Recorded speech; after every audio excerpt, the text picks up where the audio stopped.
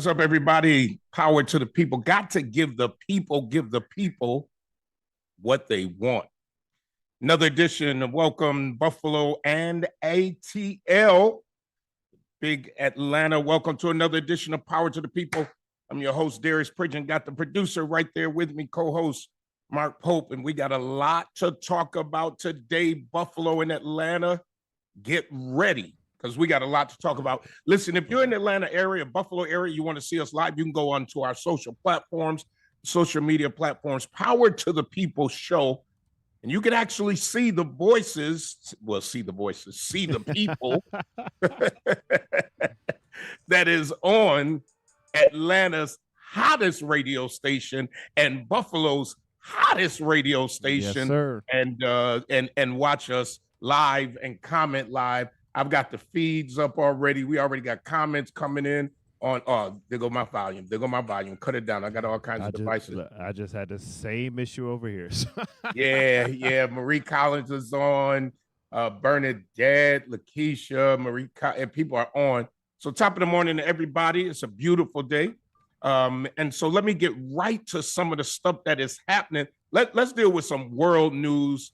And then by the time we sign off, I'm going to deal with this phrase about nose being wide open and what it means.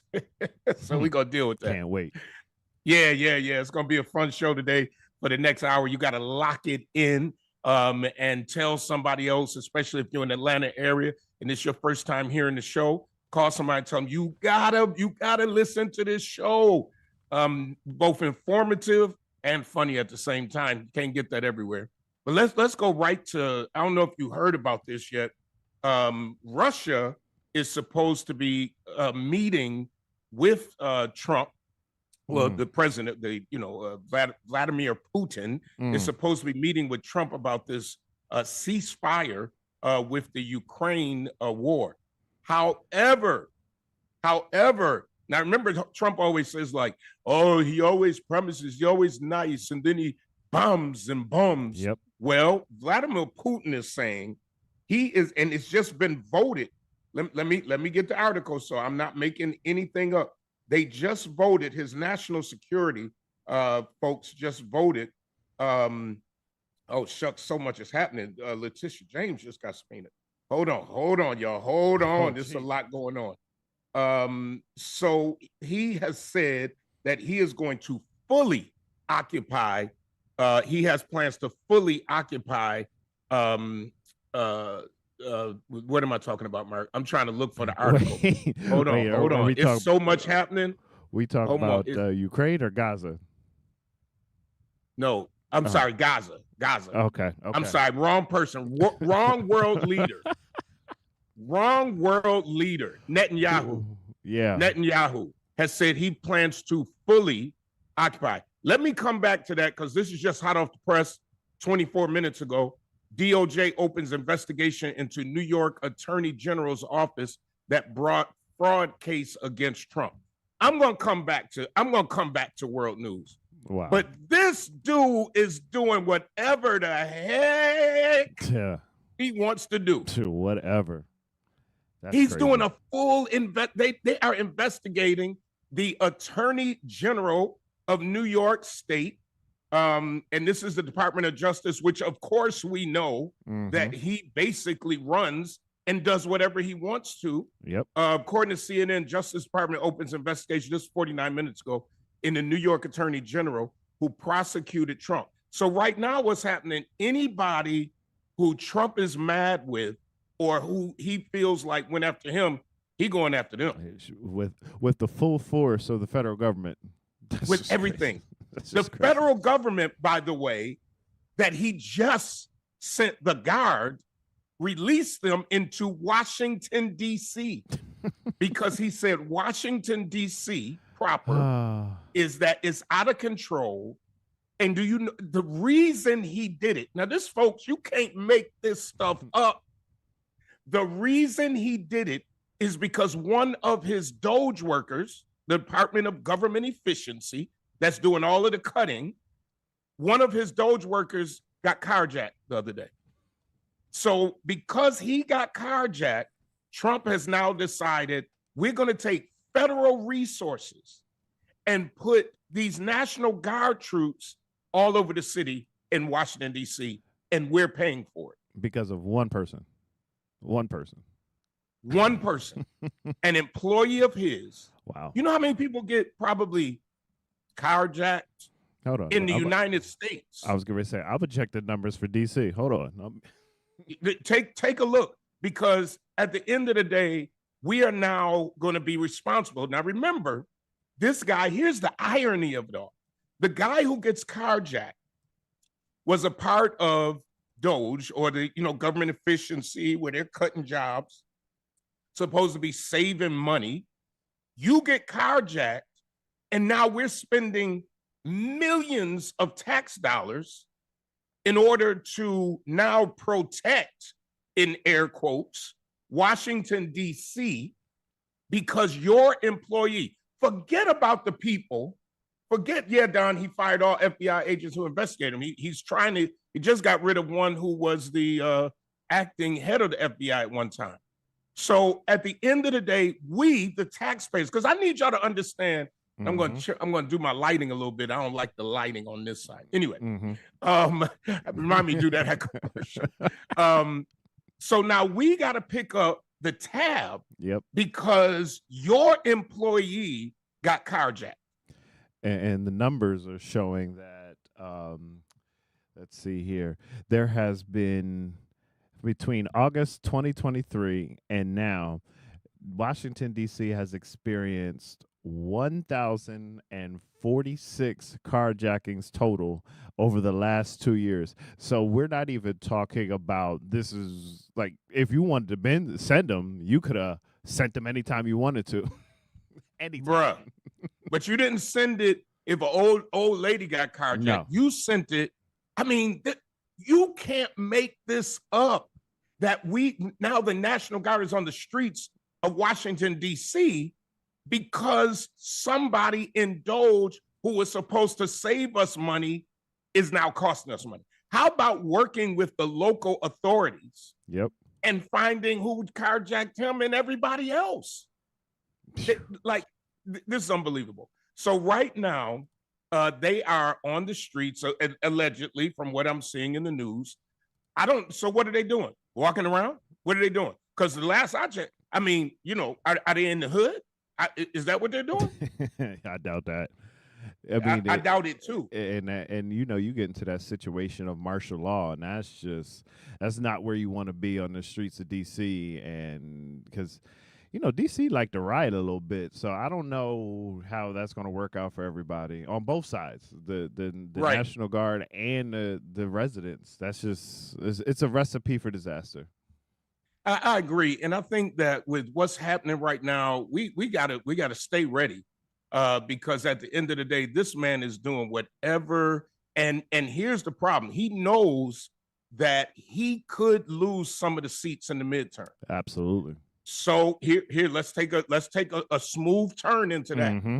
So let's run over to Texas, where the Democrats, if you haven't been following Texas, the Texas state legislature is trying to redistrict Texas so that more Republicans will be voted into federal office, so they can keep the Trump agenda going. And some of the Texans, just to let you know, are getting tired of it. Yep. But the problem is that the Democrats in Texas do not have the majority of votes. Right. So what they did, they said, if they're in the state, they are required to be present and to vote, which would give the Texas state legislator a quorum, and then the vote would go forward, and then this redistricting would happen. So what they did, they got on planes, trains, and automobiles and left the state. A few of them met with Kathy Hochul in New York. Yeah. Now, what I did not know, so I'm putting y'all down on facts, is that I'm thinking if I was one of them, I'd be like, catch me if you can. Here, I'm at 123 A Street. But I did not know that they have a legal obligation to be present. And so now President Trump has asked the FBI Yep. to help locate. Y'all, listen, when I tell you this is a movie, he has asked the FBI since he can't find them, because some of them up in New York State. Ain't none of them here. I'm just going to tell y'all that. Ain't none of them in my house. Ain't none. So FBI, IBF, BIF, whoever you are, don't come and knocking over here, because I ain't got none of them in my house. No. But they're all over the country. And now they are talking about issuing arrest warrants for the legislators. Arrest them and bring them back. Hear this crazy crap. Bring them back to the state of Texas. So what you going to do? Bring them in court in handcuffs? Or not court. You going to bring them into the legislature in handcuffs? I think that's what it's looking like. The AG had lost an investigation into Beto O'Rourke's Powered by People PAC, because they allegedly funded the travel and lodging for some of the legislators that that had to get out of Texas. This is a movie. This is a Netflix series waiting to happen, and I don't know who's going to get the rights, but to find out that we are, like you said, FBI is getting involved, the governor and the AG of Texas are ready to expel over this is you only see this on TV. Like this is wild. But now some are saying, this is futile. They got to come back sooner or later. And that even when they come back, they're still going to lose. I disagree. Yeah. I think that governments all over the United States should be following suit when they are being pressured to redistrict. Like he called a special session for this. So this isn't even like it was regular session and they left. They called a special session just so that they could redistrict, redraw the lines, so that our federal, and the reason I'm bringing it up here, I know our audience is all over, especially on the social platform, but people need to be aware of this. Don asked an interesting question on Power to the People show on our Facebook page. She said, but my issue is we are hollering, protesting, screaming, and nothing is changing what he's allowed to do. What's the point? Well, I'm glad you asked that, Don, because that's what a lot of people say. The point is, like what they're doing in Texas can become a national movement. And now maybe more people will come out in the midterms and vote. And now you're able to change. See, the reason Trump, and good question, Don, can do what he's doing is because the majority of our federal representatives are Republican. And so things like these tariffs, he shouldn't be able to do this without any conversation in Congress, without any conversation in the Senate. But when you control it, when you control both houses, and let's be honest, we have in the past, when you control both houses and both houses are allowing you to do it, he does it under executive order as if it is an emergency. And just like where he put the tariffs on Canada and said, because Canada is bringing all this fentanyl in, so now he can say, under this emergency executive order, I want these tariffs. So that's why it is important what people are doing in Texas. It is important what other legislators are doing. It is important that we flip. Now, let me say this, because I know we have Republican listeners. It is important that if the Democrats want to have any power, that they flip at least, what is it, like 3 to 4 seats? Yeah, I think comfortably Senate, flip 5. In the Senate, I think it's 5. And I mean, it's getting real close in the House too. I think it might only be a handful in the House too. So it is a big deal to try to get this narrative, and they're using all kind of tricks and games. I will tell you, I was super impressed with New York's governor, our governor Kathy Hochul, when she sat right in that presser and said, "If they can do it, we can do it." And I was like, finally, come on, bro. Finally, somebody said something, because that's what we've been saying here for months. Yes. Somebody has to step up to the plate and finally acknowledge, two can play that game. And again, and I think she used the terms, we have to stop fooling ourselves to think that politics is not in government.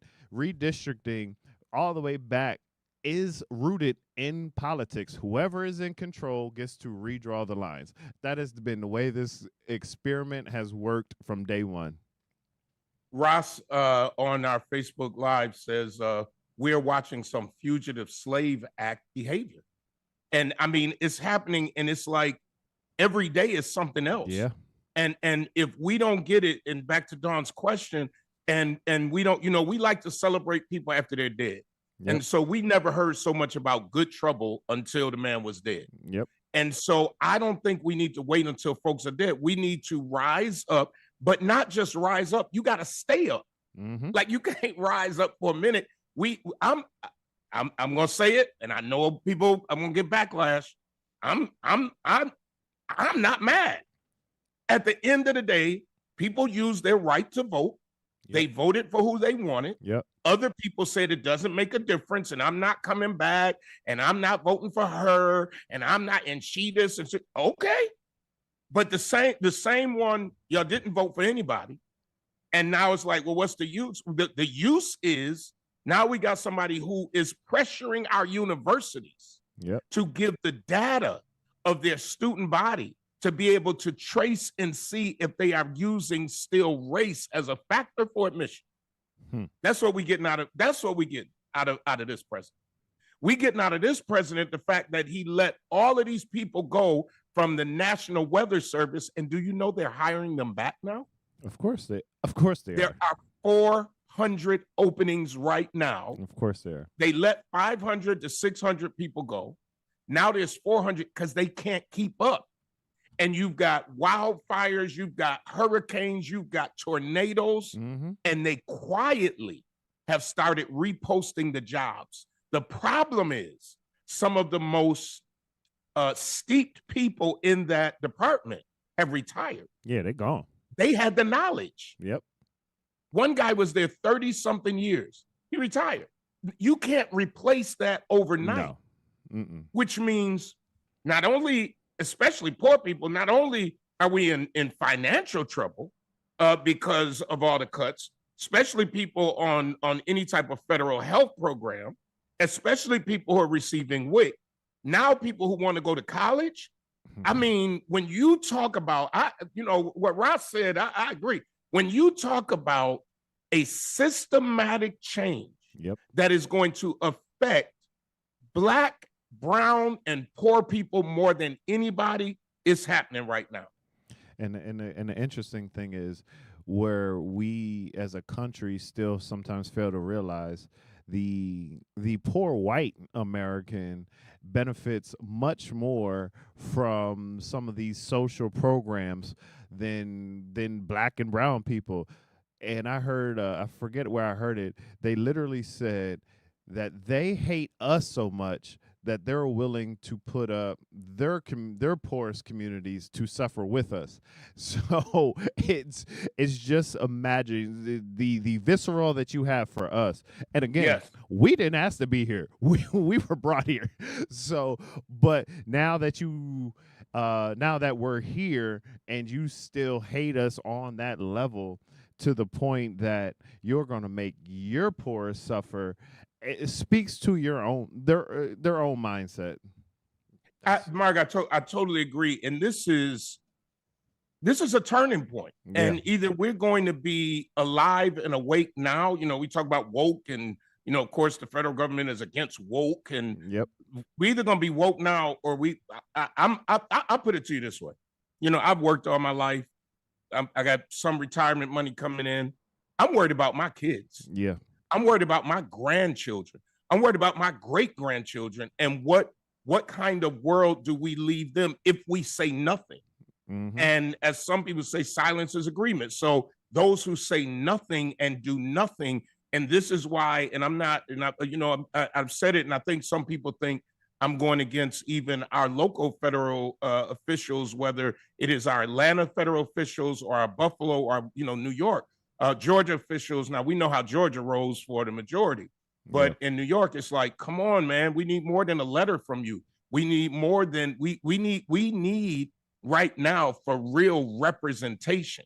because, I know in Buffalo, and those of you in Atlanta might not be aware, there's a big thing to do right now with the acting mayor and with the comptroller. And at the end of the day, I'm not saying that's not important. I'm not saying that infrastructure is not important, because it is. And if we get a chance, I will explain what's going on there. But at the end of the day, we got big fish to fry. Right.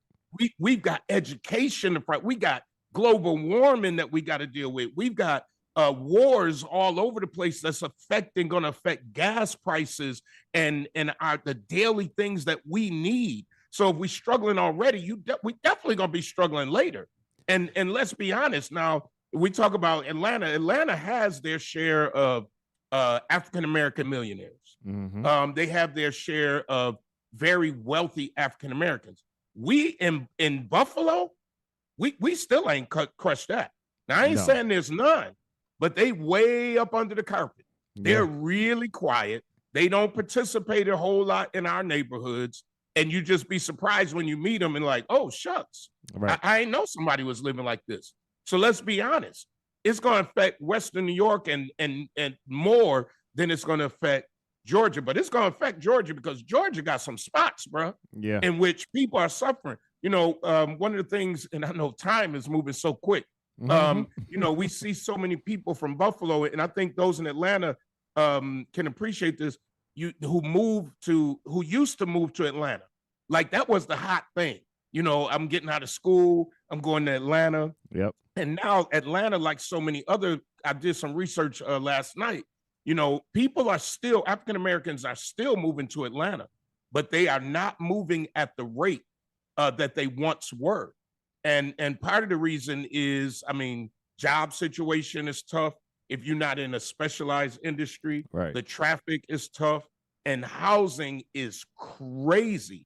And so what I found is that those who, like where Dr. Martin Luther King's house is down in that side of town, that at one time you had a lot of Black families, where the gentrification has moved them out to kind of the outer ring suburbs because they can't afford to be in downtown Atlanta anymore, where Black folks thrived and lived.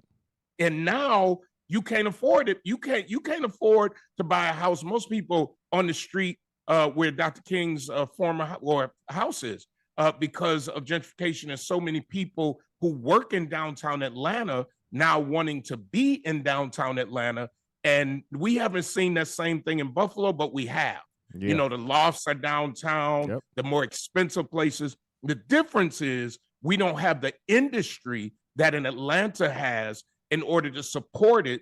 But if we ever do, and I hope we do, we got to be conscious. And that's why I fought so hard about workforce housing. I know somebody's going to say in the chat, well, what is really workforce housing? I really don't have the time in 40 minutes, but I will tell you it's much less than market rate housing. Right. It's still up there, but at the end of the day, it's much less than what market rate housing is. And so my time on the council, and those of you listening from Atlanta, I did a bid of 12 years 12 on the years. city council, and 10 years as the council president, and pastor a church for 30 years here in Buffalo, going on 31. So I'm very familiar, and built affordable housing and built houses that people bought and lived in and got subsidies for. So I'm very aware of what gentrification looks like.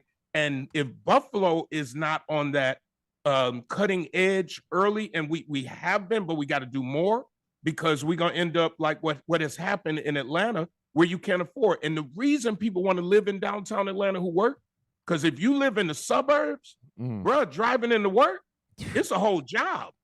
Like driving into work, going to the grocery store, it's a whole job. Well, have you ever driven in Atlanta?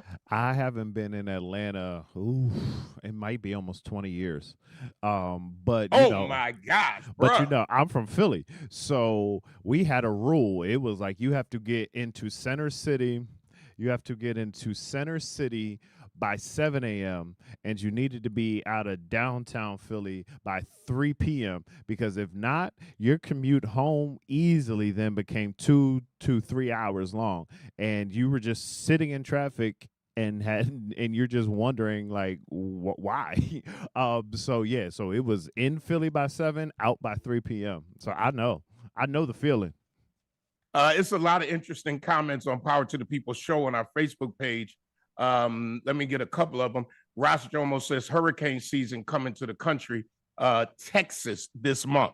We're talking about all the people they laid off. Now, if it affected us, they wouldn't care. Yeah. I don't believe they would care.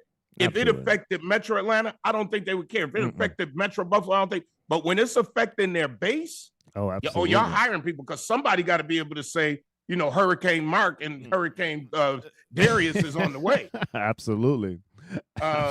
Christopher Hudson say a lot of people are moving to Charlotte. So Christopher, you are totally right. So when I did the research, what I found is you still got people moving to Atlanta. Atlanta has a vibe, right? And you just can't take that vibe away. Atlanta has a vibe. But now people are moving to, it talked about Houston, which I know, and it's talking about Dallas, that people are moving to Houston, Dallas, and then Charlotte. Here's the fear. Like if I was at a point where I'm getting ready to relocate, I don't think I'm going to relocate to a place where everybody's relocating. Right.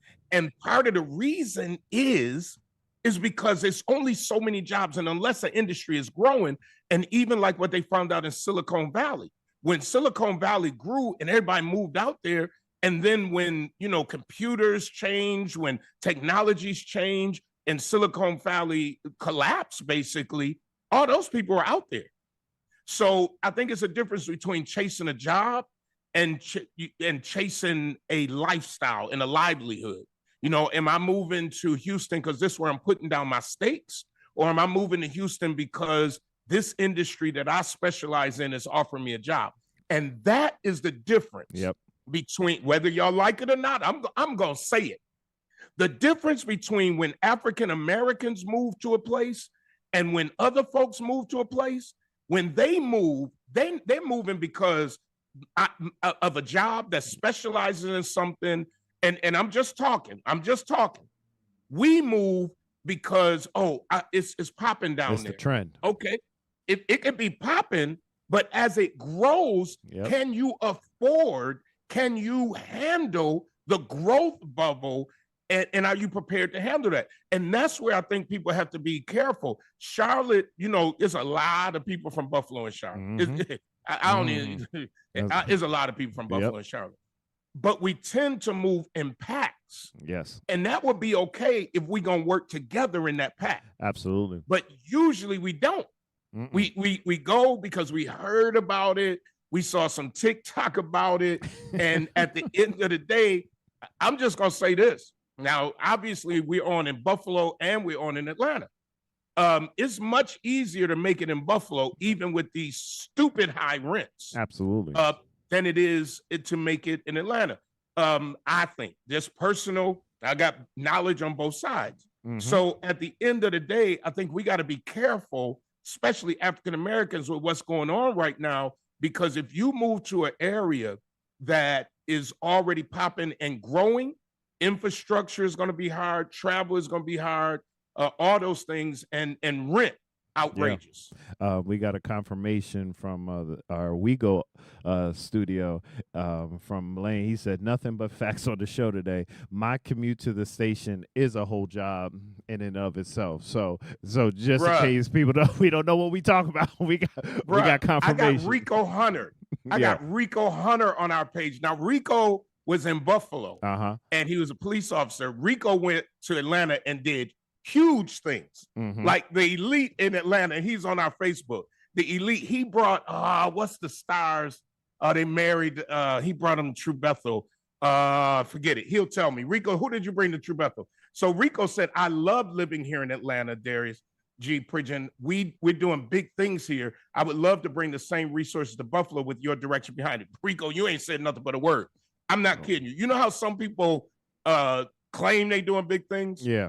Rico is out there. Rico, please tell me who you brought to True Bethel. Rico is out there doing real big things, but that's the point. In Atlanta, if you got something going on, you can, but you got to have those relationships and contacts, and you got to do the grind. Right. In Buffalo, I mean, think about it. Come on, let's be real. We built a $1 billion school infrastructure. $1 billion. Ain't got a millionaire yet. Nobody made $1 million. Nobody who looked like us. I was going to say, not any new ones. Not any. Some people did become millionaires. But I'm going to say it, and I don't care whether people like it. I know we got to go to commercial. Part of the reason is because we have not learned what they learned in Atlanta, and they learned it in Atlanta because it is organic. Because Black people in Atlanta had to work together through civil rights. Right. Black people had to work together in Atlanta. And then when they they had HBCUs close to them. So we had to go to school. That was a part of the culture. We had to have a skill. We had to do something, right? So now you got people who will say, and I've seen it. This is the truth. This is the truth. I'm sitting in Atlanta at a Bow Wow's place, and we having dinner, and big window in the front. And women are walking past, and they saying to her, "Hey, nice outfit." I ain't used to that. I'm like, "Did you know her?" She's like, "Nah, they'll compliment you here." Wow. It's different. It's a different dynamic. Oh, Boris Kojo. That's who he brought. Him and his wife. Oh. That's where Rico running around. All right. So what I'm saying is, and Rico, I ain't nothing but a call away. Still got the same cell phone. If not, you can get it. But at the end of the day, if we don't learn that same dynamic, and I ain't gonna lie, I'm 60. I don't know if I'm gonna see it in my lifetime. I don't know if I'm gonna see when a Black builder, and we got a couple. Now I'm gonna throw it out there. We got a couple who are doing their thing, but can we do it at the level that we seeing other people do it in Atlanta? Can we do it at the level? And that's only gonna happen when we learn how to work together. Absolutely. And when we make the loudmouths who want to destroy us the anomaly. That's all I'm saying. And Don said it takes work, togetherness, and no gatekeeping. I agree. Mike, we ready to go to commercials? Yeah, when let's we come go back? to our first commercial. All right, let's go to commercials. We'll be right back. When it comes to something as personal as your clothes, you need to deal with somebody you can trust. That's why so many people turn to Hobson's Dry Cleaning, conveniently located in the heart of the community at 874 East Delavan at the corner of Wyoming. When you take your clothes to Hobson's, you can trust that they'll be ready on time. You can trust that your whites will be white. You can trust that you'll always get a fair price and service with a smile. You can even trust that you won't have to get out of your car if you don't want to. Hobson's has a drive-through window for your convenience. Trust is what it's all about at Hobson's Dry Cleaning. Hobson's Dry Cleaning, your one-stop dry cleaners serving the community for over 30 years at 874 East Delavan at the corner of Wyoming. Call 891-8298. That's 891-8298. Rico got fans on this here Facebook. Again, if you're in the Atlanta area, you can go to Power to the People show, and you can see the people who are talking. Let me see. So a lot of people on here. Dawn says she's moving to Alaska. Well, sweetie, I see you. I ain't even coming to visit. Yeah, God bless you. Because Alaska. God bless you. I'm already halfway in Alaska. What is you talking? Veronica Bell says most of my family relocated from Buffalo to Charlotte. And you know what? We should have Rico on. We're going to invite Rico on the show. Okay.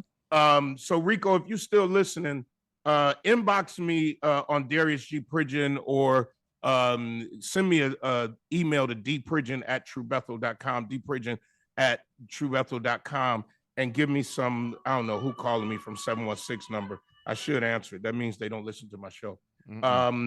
And let's get Rico on, because I think Rico's story, which has been told before, if you Google him, you'll see him. But I think that it's important for somebody who served the community in Buffalo, who chose to leave Buffalo, and then who just blew up in Atlanta, that we get him on the show. I'm definitely with it, and that was part of our vision. It was part of the owners of these stations, Sheila's vision of bridging that gap, because like you said, we're moving, we're migrating, and there's a lot of good things happening in both cities, and it's just, okay, how do you communicate? And then, like you said, now you got Charlotte dropped in the middle. If you start moving out west, now Houston is your big trendy spot. So it is about figuring out how we just don't stay in our silos, because there is a larger world. As we talk, you get caught up in the big fish in a small pond, and then a small fish in a big pond, and that's literally what happened. And that's all you're describing. You can be a big fish here in Buffalo, and then go to Atlanta and realize, like, oh, those buildings get bigger and bigger, and you walking around with no idea what to do next, and trying to figure out what a relationship, and because sometimes it does take one relationship just to open the door, and then now you are in those circles and in those networks. So but yeah, it's scary. It is definitely scary. But you know what I'm encouraged by? The young generation that I'm seeing start to sprout out in Buffalo. Yeah. And I'll tell you what I mean by that. There's a lot of them who are starting their own businesses, whether it's in their home or not. I'm not going to go into detail about something that I am. Ross always got some good stuff. He said ABC, Atlanta Buffalo Connection. Wow. The something I'm getting ready to do, and in our area, you got to hide your face behind it, because if they find out it's like, oh, he got too much. So I didn't learn that. But as I'm getting ready to purchase something, to do something, my grandson says to me, yo, let's collaborate. Another person who's doing something in that industry, we talked about collaborating so that I don't have to do it all, that other people are able to benefit. And then maybe the context that I have will benefit that business. But that's where we got to get to the place. And I think that it was so important for me to semi-retire so that I could hear again, because I always had to respond for the last 2 years, respond to somebody's stuff, respond to somebody being mad, respond. And now it gave me a chance to sit back and go like, wait a minute, we need to be thinking, and we need to be acting. And the response to all of the critics and the response to all of the naysayers is not necessary. Like as T. Anthony Bronner said to me one day, Darius, one thing, you can't argue with success. Sure can. And so I think we have to be more concerned about being successful as a people, and ensure. And Marie Collins says, go ahead. I was going to say, and like you said, the collaboration piece is what's missing. We've sat on the council. I've sat in state government meetings and some other meetings and private and not-for-profit organizations. And when you start issuing these contracts and RFPs and requests for proposals, requests for qualifications, and all of these opportunities, our biggest issue sometimes with our companies is 2 C's, capital and capacity. And instead of trying to figure out how do we add the 3rd C to collaborate, because, all right, maybe I only have 2 trucks and the job is calling for 10, you have the other 8. Instead of one of us just going and then being like, we don't have enough, we collaborate, come together, and then now we can get the contract and enlarge together to the point so we build enough capital so we can increase our capacity individually. But it is about the collaboration to get to that point. And knowledge. Mark, I sat on the Erie County Industrial Development Agency that literally has money that's available.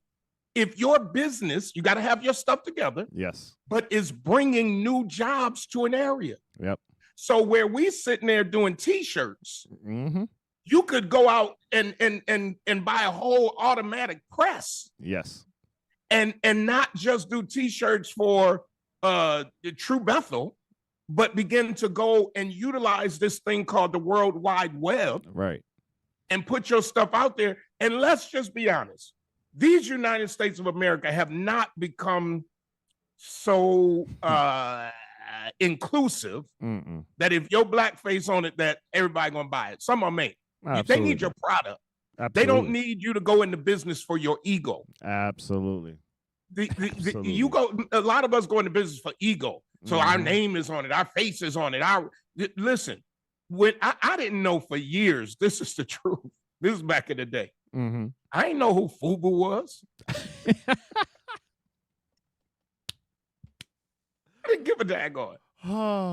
The people whose face matter are the stars, are the people. So you wearing Jordan because he's an accomplished athlete.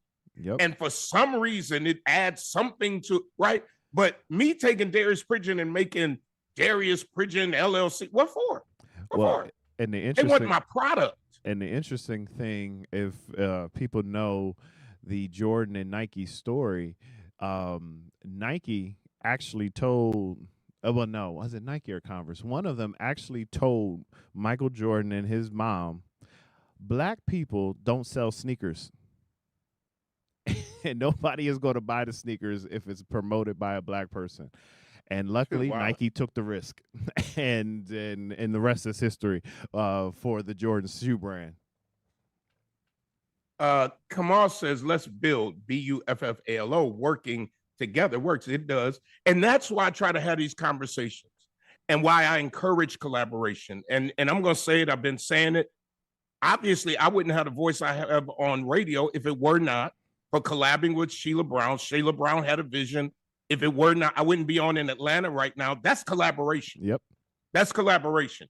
And now we starting to take this, we on Snapchat, we on all these other places that have increased our audience tremendously, who are hearing the voices that would have been muted. But again, I'm telling you, I needed to just be able to listen, to hear, and for us to be able to figure out what is it that we can offer our people. Now, some people are going to say, well, this ain't nothing but talk. You ain't doing nothing but talk. But you got to start somewhere. You go to school and the teacher talks. Yes. Am I preaching? No, you go to church and the preacher talks. At the end of the day, this talk, we do our silly stuff. We're going to do some of that in a minute. But at the end of the day, the real reason we are here is to unashamedly, I'm not ashamed, to advance the needs of African American and brown people and people who have been disenfranchised. I'm not ashamed to say that. That's a mission. And until these United States of America can accept it, and it won't be in my lifetime, it's still my responsibility to make a better world for those around me. Let me see. We got a lot of comments. Veronica Bell says faceless better. In some instances it is. Yeah. And especially whether we like it or not, in our own community. In our own community. I go to Atlanta and you see, now I don't know what they do for a living, but you see young people riding around in Ferraris and Porsches, and it's not a big deal. It's just not a big deal. Whether they rappers or whether they own stuff or whether they invest in stuff, it's not a big deal. If we get a car here, oh my gosh. Oh, he got to be doing something. He got to be taking somebody's money. And then that mentality of you have to be doing something wrong continues to grow. And then people, and I bring that up because one of the folks on Facebook said he believes there's millionaires in Buffalo. Paris says, I believe Buffalo has black millionaires. They just don't want anybody to know it. Come on to the meeting.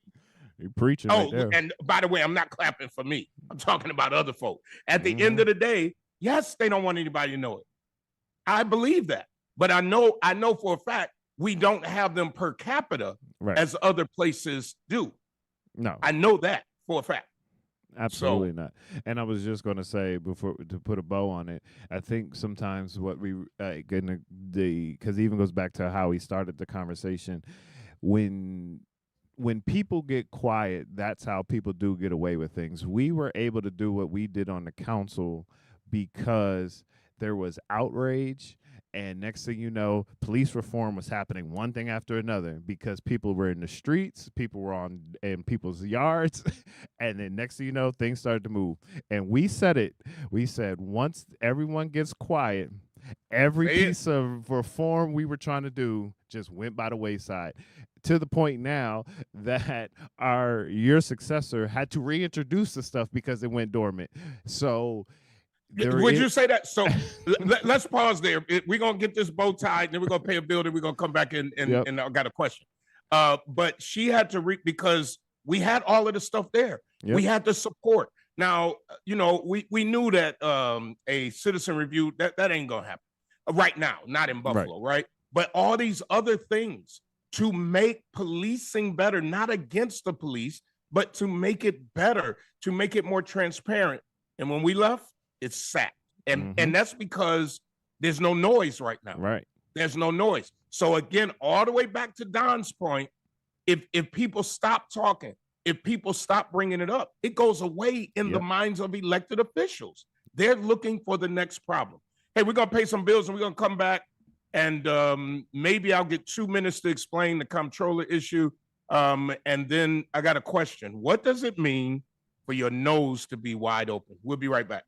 Brian K. Lewis Funeral Home has 3 locations to serve you in Buffalo: 347 Peckham, 2258 Bailey Avenue, and Providence Memorial Chapel at 1275 Sycamore. Brian K. Lewis Funeral Homes offers traditional services, and they have services for all faiths. And at Brian K. Lewis Funeral Homes, they have air-conditioned parlors and chapels. Financing is available, as is limousine service. At those difficult moments in your life, Brian K. Lewis Funeral Homes is available where you are with counseling services.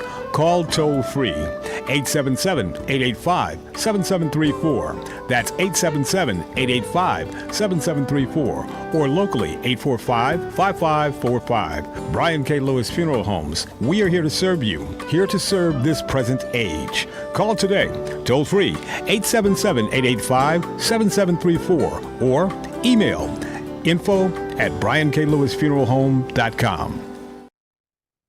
Yeah, so we didn't talked about and solved all the problems of the world.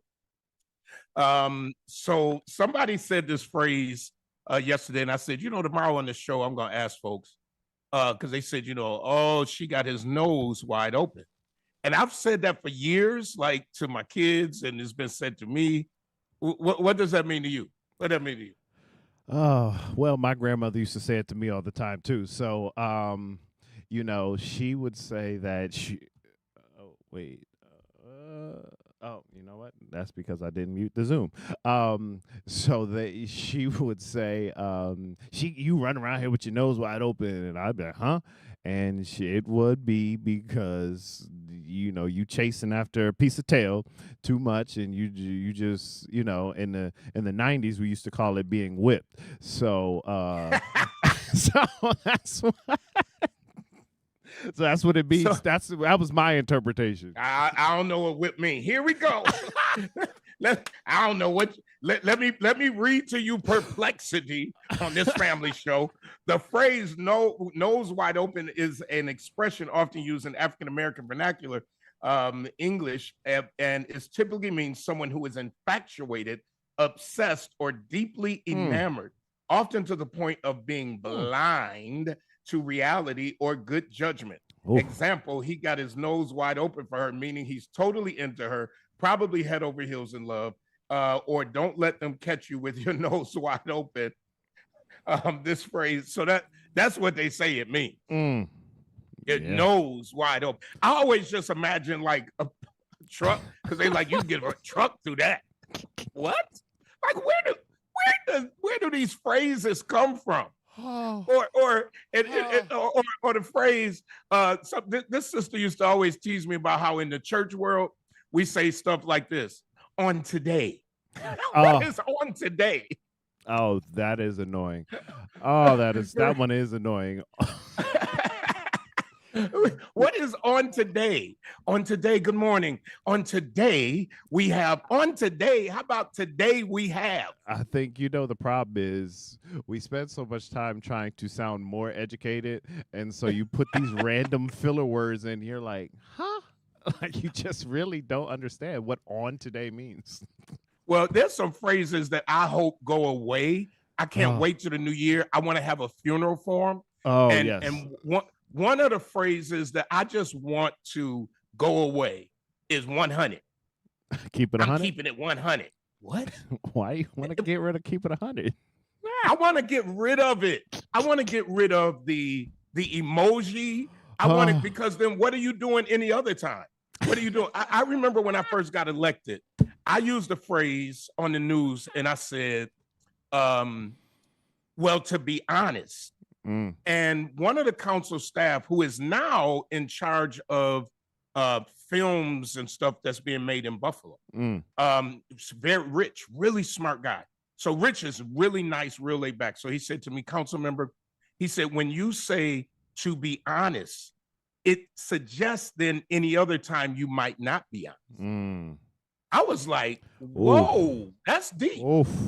So I'm not going to say that I don't say it, but I do catch myself. Yeah. Because then your honesty ought to be all the time. You don't have to qualify it by saying, to be honest. So I want 100. Wow. I want to put 100 to bed.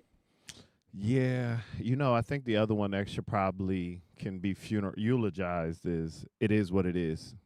What it is. Or the slang version, it is what it tis. And then you think about it, like, that's not even how you spell it. Like, but I know I used it. I've used it for years, but yeah, it's time for that to be eulogized. Do you utilize the word conversate? Oh, God, no. Oh, no. You want to talk about like the end of a conversation? Don't use conversate in a conversation with me. Oh, God. Marie Collins is on Facebook. I can't even repeat. I can't read this on Facebook. Chasing. I can't read Marie. I can't read your comments on the radio. If y'all want to see Marie's comments, you got to go over to Facebook, go over to Power to the People live, and you can see it. Yeah, there's just some phrases that I'm like, when are we going to have the funeral on those phrases? Okay, let me do this. So in Buffalo, there is right now the acting mayor of the city is concerned, because I told you this season, I'm trying to bring people together. So the council voted on a capital budget, which is our streets, our infrastructure, buildings that are owned by the city. And it voted over $100 million, the biggest capital budget, allegedly, from what I'm reading in the history of Buffalo, New York, to do all of this work. The comptroller, just so people understand, that the comptroller's job is basically the watchdog of the city's wallet. Right. So the comptroller said, no, you can only spend this much. They voted on the budget. Oh, it sounds like somebody walking in my door. Huh? Who is it? Oh, I'm on the air. They voted on a budget that was above. By the way, before Mark, this is not funny. It's my mother walking in the door. So my daughter texts me, what is my code? And then she walks in the door, and so that nobody. So I heard that door. I'm on the radio. Like, she watches every Friday. She watches. I told her I'd pick her up in a second. Anyway, that scared the hi. I gotta finish this show so at the end of the day, I'm all messed up. Okay, the comptroller is the watchdog of the money. She's the watchdog of the money. So they are in. Come on over, Kylie. I'll show y'all my grandbaby. I got to prove it. You know what I mean? Yeah. You definitely do. Oh, there we go. That's the woman who just walked in the door. Let them know. Let them know. Let them know. That's the woman that just walked in the door. Now you don't got your nose wide open. That's the woman that's taking my money and got my time and attention, bruh. That's who's got it. So the big deal is, so now that there were projects that were promised, and the controller is saying, I'm not going to bond out. I'm not going to go out to market and get this money in order to do it. So they're at a kind of impasse right now. I get both sides. I get the fact that the acting mayor is saying, hey, we got all these projects, and the common council did vote for it.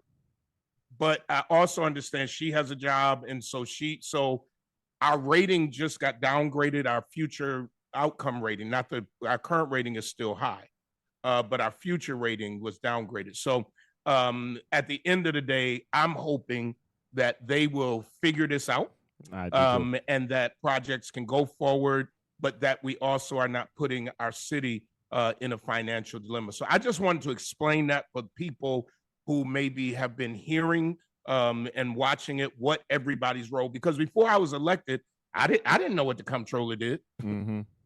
Nope. I mean, most people, you walk up to them on the street and say, what does the comptroller do? I don't know, but I know I got a pothole. Right. What does your county legislator do? I don't know, but I called them for my trees. So we got to keep educating. But I hope that both offices are able, and the Common Council, to sit down and to figure it out. We know that we have an infrastructure problem, but we also know that we have, and I don't envy either one of them, we also know we got a financial problem. Yes. So we got a financial problem, we got an infrastructure problem, we got a whole lot of stuff that's going on. And at the end of the day, we have to work together in order to make sure that our roads are safe, but also that our bank account is safe. And that's not an easy job at all. That's just not an easy job. No, and like you said, and the some of the projects we've been waiting for, and some of the projects that were going on even while we were still there, are finally through the design, through the consultants, and ready to be shoveled in the ground. So I hope we do get to a point where we might have end up missing this construction season, but hopefully, we don't drag this out and miss another year or so.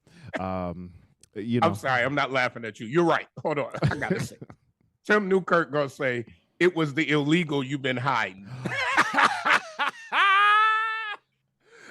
Hey, listen, you got to go to last week's show in order to understand that phrase. Listen, I just dropped the reel last night. So, hey, perfect segue. Hey, make sure you are following us on TikTok, subscribe on YouTube, and our Instagram. I am so backed up on reels. I dropped like 4 in the last 24 hours. So if you miss anything, if you just want the highlights of Power to the People Show, follow us on any of the platforms, Power to the People Show, TikTok, Instagram, Facebook, YouTube. We got to get our YouTube subscribers up. And I got my own YouTube now. Go ahead, throw it up. What is it? DGP 7161. Yes. Yep. Yes, DGP 7161. I'm gonna drop some stuff today, a little later today. Some of the reels I'm gonna be dropping. And then my pizza review that I did recently. Listen, it's time for us to go. Been another great show. Thank you, Hobson's Dr. Dry Cleaning, Brian K. Lewis Funeral Home, and of course, Sheila Brown and Atlanta and Buffalo stations. We're going to be right back here for another hot show next week. So like, subscribe, whatever social platform we're on, and we'll see you next week. Until next week, power to the people.